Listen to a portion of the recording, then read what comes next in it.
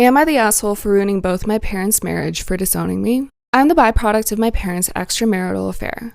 Both of them had spouses at the time. My birth mother got pregnant and had to tell her husband as he was overseas when I was conceived, so there was no way I was his. A few months after I was born, they decided not to divorce. I was given to my grandparents on my mother's side to raise with my birth father secretly paying child support without his wife's knowledge. Both my parents had other children. My dad's side knows nothing about me, but my siblings on my mom's side were told that I am adopted by my grandparents. Recently, I decided that I wanted to know more about my dad's family, and I sent a friend's request to one of my siblings and my dad so I could get to know him. Well, he freaked out and contacted my birth mom, and they asked to speak to me over Skype. They both told me that they couldn't risk staying in contact with me and told me that they were going no contact and to please respect it and move on with my life.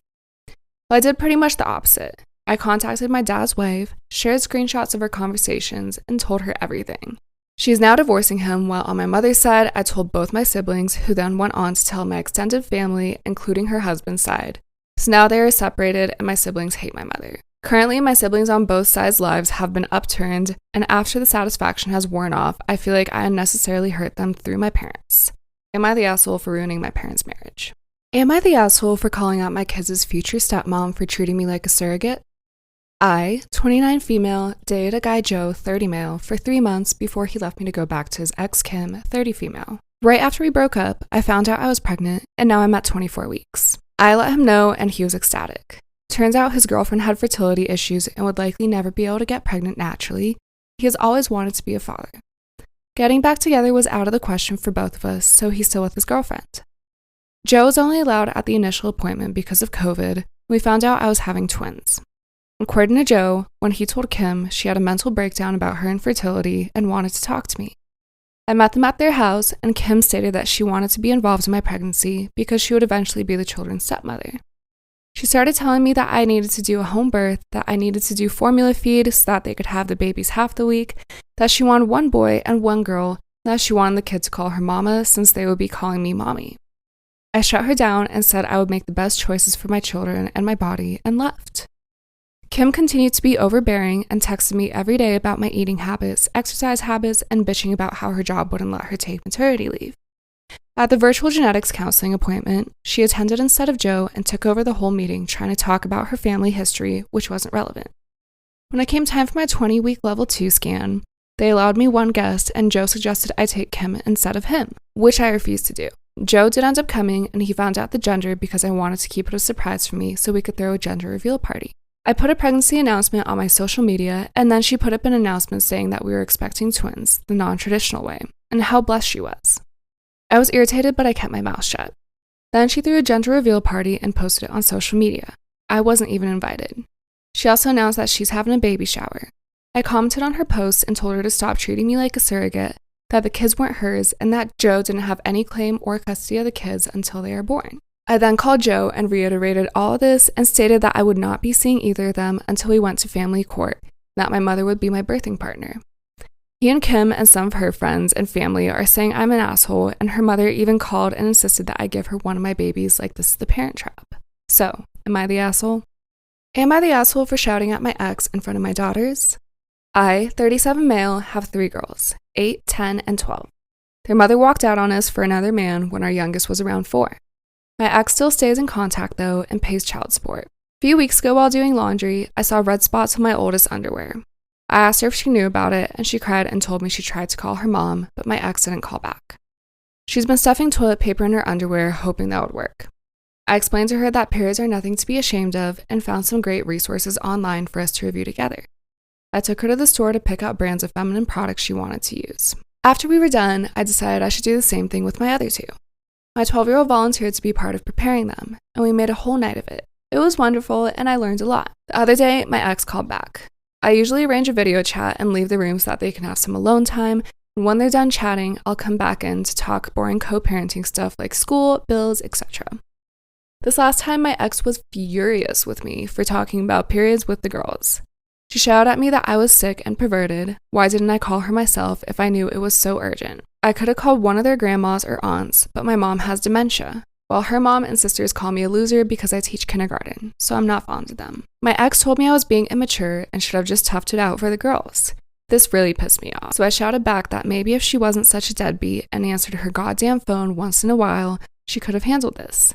I brought up everything she does that hurts them. She hasn't been to a single soccer game, piano recital, or gymnastics meet in 2 years. Every other weekend when they come home from her house, they go straight to their rooms, only to emerge hours later asking me why she loves her new husband more than them. What did they do to make her leave? My ex responded by saying I should just tell them it's not their fault. I couldn't satisfy her, and I screamed, "Fuck you," and she just smirked and pointed behind me saying, "Look what you did."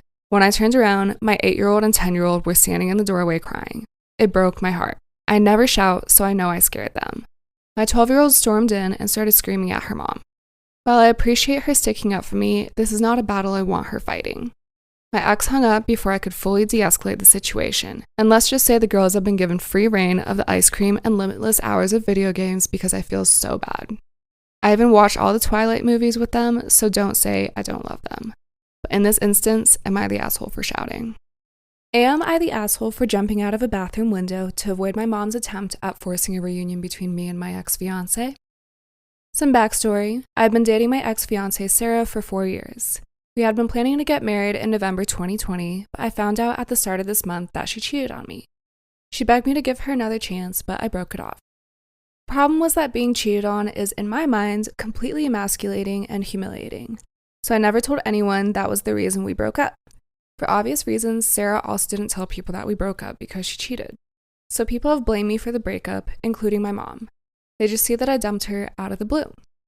I got very strict no contact with Sarah after I discovered she was cheating on me. Sarah has been talking with my mom and has convinced her that if we could talk one more time, we would be able to reconcile. My mom has been applying hardcore pressure on me to talk with Sarah, but I've explained that there's no chance we will ever get back together. So tonight I go over to my mom's place because she's hosting family for Christmas Eve. I'm there for a bit talking with my aunts, uncles, and cousins when the doorbell rings and I can see it's Sarah. I ask what the fuck is going on, and my mom says that she's invited Sarah so we can work this out in the spirit of the holidays. I'm pissed now because the only way to explain my side of the story is to tell everyone I was cheated on. Complete humiliation in front of my whole family. So as my mom goes to the front door, I go into the bathroom. My mom starts knocking on the door saying that I need to come out and talk to my ex like an adult. I say fuck it, kick out the window screen, and get in my car and go home. My mom called a short while ago saying she's cutting ties with me over my behavior. She's really fixated on me jumping out of a window, and that Sarah will always be like a child to her. My sister called me after to read me out for ruining Christmas. I broke down and told her that Sarah cheated on me, which is why I dumped her, and didn't want to see her under any circumstances. She called me a big asshole who was lying to cover for myself. Am I really in the wrong? I'm at ASLA for going to my best friend's wedding instead of my wife's birthday party. My wife is turning 30 next week and has planned a really big birthday party with her friends and family. Unfortunately, my best friend also has his wedding on the same evening. So you see the dilemma. I have picked going to my best friend's wedding as we're very close and I don't get along with my wife's family anyways. I told my wife this and she is now furious with me, demanding that I do not go to the wedding, but I can't back out on a commitment I made to my best friend. And here's a little bit of extra info. The birthday party has been planned for months now. The invites were sent out and the venue has been locked. I got my best friend's wedding invite this past week. My wife is super upset that I'm choosing my best friend's wedding over her birthday, and I don't see what I'm doing wrong here. So I'm just wondering, would I be the total asshole if I chose to go to the wedding instead of her birthday party? Let me know what you guys think in the comments. I was about to say below, but to the side. I'm at ASLA for calling my sister selfish for announcing her pregnancy at our parents' house. My husband and I have been struggling with infertility for a long time now, and we've been trying for a child since 2017, but nothing has worked. My husband is understandably devastated and has always wanted kids but never got the chance to be a father. He is very sensitive around the topic, and my family knows this. Days ago, we got together with my family for dinner. All of a sudden, my sister and her husband announced what they're expecting, and we were stunned, my husband and I mean. As for everyone else, they were thrilled. As everyone got up to congratulate them, my husband got up, pushed a chair to the side, and walked out. They all stared at me, but I got up and told my sister it was messed up by announcing her pregnancy like that, with a zero consideration for my husband, knowing how he feels about the topic. Got defensive saying that that's his issue with the topic and wasn't her problem, and that she and her husband were fed up by walking on eggshells around him. I called her selfish and cruel, and she complained that I ruined their joy and made it worse. It has been horrible. My parents think I've reacted poorly, and I should apologize to my sister on both mine and my husband's behalf because of everything that happened. I'm an asshole.